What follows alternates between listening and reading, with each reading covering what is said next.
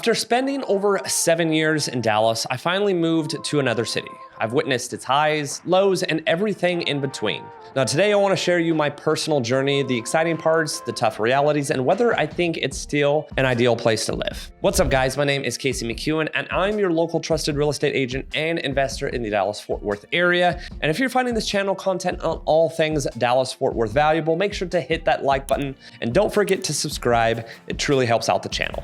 Now to just break down kind of where I've been, what I've done in the Dallas-Fort Worth metro, and where I am now with also a little bit of what my future may entail. Well, I moved here in the summer of 2017 to take a high school coaching and teaching job at Coppell High School. Initially, I lived downtown, but it was only for about 3 months before I moved to Plano. Plano, I lived for about 6 months, and then I moved over closer to Coppell in Farmers Branch. Farmers Branch, I lived for about 2 years, and then I moved to Irving for about 12 months, 12 to 18 months there, and then I moved to where I have been residing really for the last 4 years in East Dallas. So I would certainly say I have a good idea of the Dallas-Fort Worth metro, definitely leaning more towards the Dallas metro versus Fort Worth, but I cover the entire metro as a real estate agent. But I have officially moved up to Trophy Club. Trophy Club is about 10 minutes away from South Lake, where we are building our forever home and really where we're going to be settling down in. But obviously with all of that moving around, I definitely have more hands-on experience living specifically in downtown Dallas. So there's going to be some questions I want to cover more along the lines with my personal experience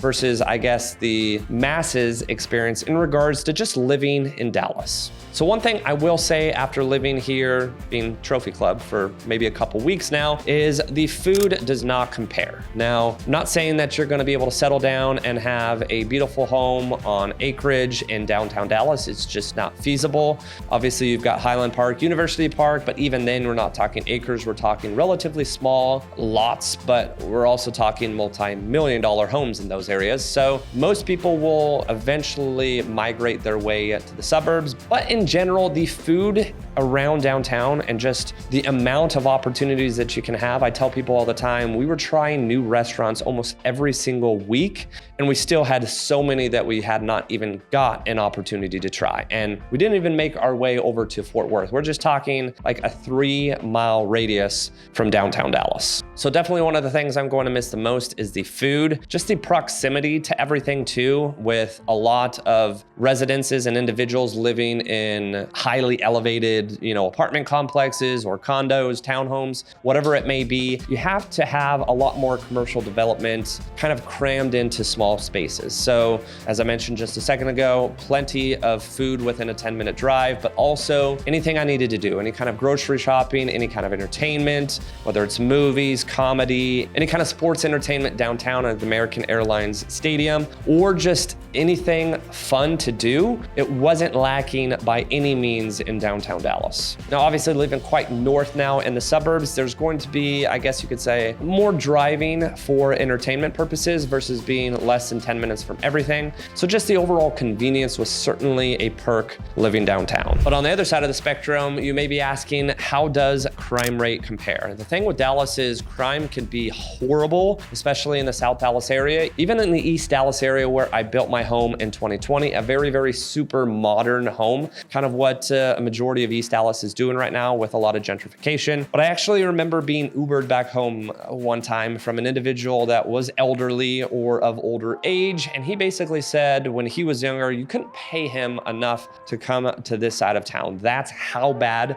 crime had gotten. Now, obviously I've got a fiance and I've got a 9-month-old. We certainly felt comfortable where we lived, but there was definitely some frustrations. We'd have random people pull into our driveway in the middle of the night. We'd have people steal stuff off of our porches. And here in Trophy Club, I'm not saying I do this, but a lot of our neighbors actually talk about how they don't even necessarily need to lock their front door. Now, it's certainly something I do. I'm always gonna lock my front door. I'm always gonna have cameras around my house, but in general, just the overall crime rate in the suburbs here in the Dallas-Fort Worth area is going to be substantially better than in Dallas. But Dallas is a very unique city, obviously based on what your affordability is. There's definitely areas of Dallas that do have basically no crime, but that's also going to come at a very high price point. Now, one question I often get is, why did I exactly decide to move to Southlake? Or why did I relocate outside of Dallas to Southlake? And I'll give a pretty easy explanation to that. Now, all of my family and friends don't live here specifically in the Dallas area, but they understand, typically speaking, as a young individual that's single, it's nice to have just the proximity to other young single individuals, which generally reside around downtown. And that's exactly what happened in 2020. I was single, I wanted to buy a house, but I also wanted to find a way to offset that. So I found a roommate. I also Airbnb'd one of my bedrooms. So I largely didn't pay my mortgage for the house that I built,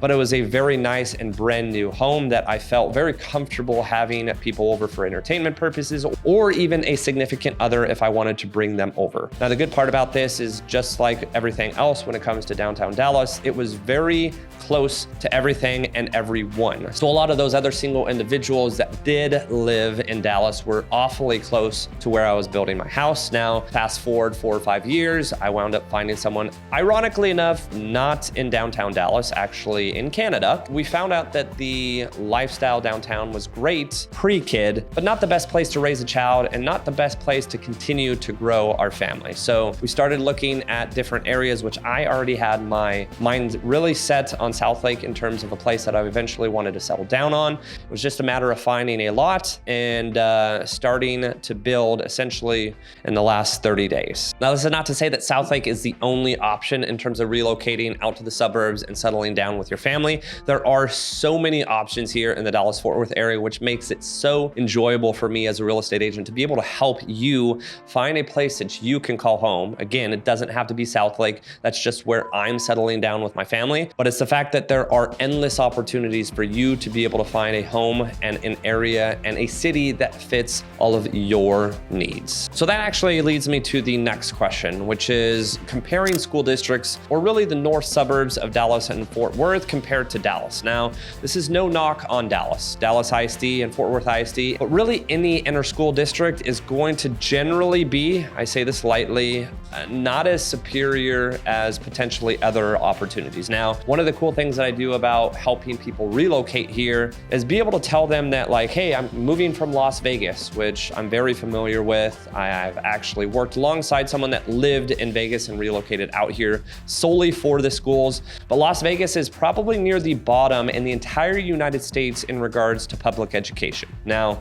here in the Dallas-Fort Worth area, we are ranked near the top. And that's just talking Texas in general as well. We have a ton of great opportunities for you to be able to relocate to and really settle down with your family and know that you're going to be taken care of when it comes to your children's education. Obviously, as a prior high school teacher myself, I did a ton of research here when I relocated back in 2017. I applied to a bunch of different school districts and wound up settling in Coppell ISD for the 1 year before I transitioned full-time into real estate. But I did a ton of research and obviously helping people daily relocate here. School rankings are obviously a huge deal for people that have families. Now, obviously, if you don't have a family, it still is going to help you tremendously when it comes to resale value for your house. But to be unfortunately blunt with you, Dallas ISD is really not going to be able to compare to a lot of the north suburb school districts, whether that's Carroll ISD, whether that's Keller ISD, Coppell ISD, Frisco ISD, Plano ISD, McKinney ISD, Prosper ISD. All of these are tremendous school districts. Unfortunately, Dallas ISD just does not compare to.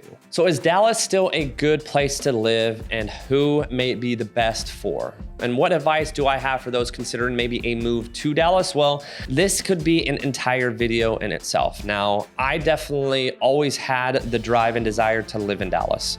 I didn't initially move to Texas and live in Dallas, but I had Dallas on my radar before I even technically had ever even visited Texas. It was always on my radar. I moved to Texas, though, in 2015. I went to college at Texas A&M, lived a year in San Antonio, but by then, in 2017, I finally made my way up to Dallas. And as I mentioned earlier in this video, I lived there for a solid 45 days and then moved kind of around until 2020, where I finally settled down and started enjoying all of the amenities that Dallas has to offer. Now, as a guy that was in my early 30s, I couldn't have asked for a better place to live. Now, I'm also not someone that goes out to bars every single weekend either. Where I was located at in East Dallas, I mean, I could technically walk to Knox Henderson Hampton, I could walk to Lower Greenville. It was a very, very desirable area, and it was an area that is continuing even 5 years later to change and gentrify. But it was an area for a 31-year-old single guy with 2 dogs that really gave me everything that I needed. Obviously, schools were not a factor. At the time, I didn't have a kid and definitely had no desire to have a kid anytime soon. So I was able to enjoy all the amenities that Dallas had to offer really for 4 or 5 years. And now I'm at a different stage in my life to where those amenities are really not shaping up to what I want in life. And even if I do want those amenities, I still live only about 30 to 40 minutes away from downtown Dallas without traffic. So not a horrible drive unless, I get stuck in evening traffic, but I'm still going to be able to enjoy those amenities here in the suburbs, but not have to be worried about the area that may not be totally ideal for my family. So to answer your question, is Dallas a great place to live? It can be an incredible place to live. Now, as I've mentioned multiple times in this video, Dallas is a very unique city though. Or maybe you're moving to work in Dallas, but you don't necessarily want to live in Dallas. The amenities here in Dallas, and this is someone that has lived in San Diego, this is someone that's lived all over the West Coast. I love what Dallas has to offer. So as far as the question goes, is it still a good place to live? Absolutely. You obviously want to do your due diligence and make sure to reach out to me if you have any questions first and foremost. Dallas is a move that you are considering. Make sure that it fits your needs and your desires. You can move to Dallas, but still move to the suburbs where it's a little bit more family friendly, or you can be an individual in your 20s, 30s, or even 40s, just single, married, no kids, maybe a kid or two. There's still areas throughout Dallas that can be tremendous for yourself, even if you are a family with kids. But as I continue to repeat myself time and time again throughout this video, make sure you're doing your due diligence because Dallas is a very unique city. You can find a house in South Dallas that may look like an incredible new construction home for a very affordable price. But if you're buying from afar, I'm gonna tell you, you're gonna get a rude awakening when you finally come over to the area that your house is actually in, because it's going to be a very, very rough area. But on the other side of the spectrum, if you've got the budget to live in a great area of Dallas, it could be one of the best opportunities and one of the funnest areas to live in all of DFW. But that's all I got for you guys this week. I wanted to give you a little bit more of a personal approach, especially having relocated more to the suburbs now and having had nearly half a decade of experience living downtown and enjoying all the amenities that Dallas has. If I didn't answer any of the questions, make sure to leave a comment in the comment section down below. I'll get back to just about every single comment. And if you want to reach out to me personally, all of my information will be in a pinned comment down below, or just check out the description. Again, all of my information is going to be there as well. You can reach out to me via Instagram. You can shoot me a DM on there. You can shoot me a text on my personal cell phone, or you can schedule a call or Zoom. But that's all I got for you guys this week. I appreciate all the love and support. Make sure to like and subscribe. It really does help. And stay tuned for next week.